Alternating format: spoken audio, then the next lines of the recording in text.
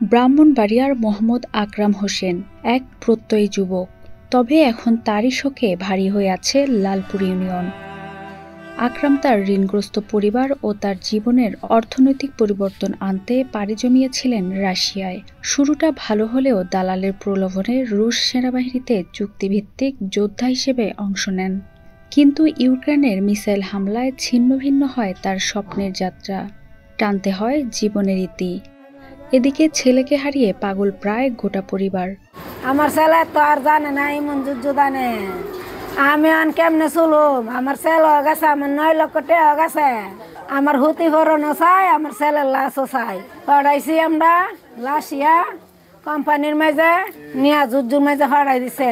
পরশুদিন রাত্রে মাগরিবের টাইমে হ্যাঁ থেকে একটা মমি সিং এর ছেলে আমার ছেলের সাথে ওই হ্যাঁ থাকতো আর একটা বাংকারের মধ্যে। এই ছেলেটা কইতে কত তোমার ছেলে মারা গেছে, কয়ে যে বাংকার আছেন এই বাংকার বোমা হামলা হয়েছে, তোমার ছেলের আর রুকু শুনতে আমরা পাইতাছি না। তার মৃত্যুর খবর ছড়িয়ে পড়লে গ্রাম জুড়ে নেমে আসে শোকের ছায়া। ফুতে তো ফোন দিয়া কান্দে, আমার তো দালালে বিচালাইছে, আমরা কই আইতারবিনি, আমরা টেহা দিয়ে আনমু কোনা, আমরা বাড়ি থাকতাম না, বাইরে আমার গুল্লি কইরা মাইরা লাইবো। একটা বাংলাদেশের রিমিটেড যুদ্ধ গিয়ে কেন যুদ্ধ করব? সরকারের প্রতি আরেকটু দাবি, বিশেষ করে যাতে ওই জায়গায় যে যুদ্ধগুলো যে বাংলাদেশ রিমিটেড আছে যুদ্ধের মিজে এখনো আছে তাদেরকে সরাই নেওয়ার জন্য আমি আশা করব এই যে দালালরা এই নজরবিহীন ঘটনা ঘটাচ্ছে টাকার প্রলোভন দেখে তাদেরকে বিচার আনাই অবশ্যই জরুরি।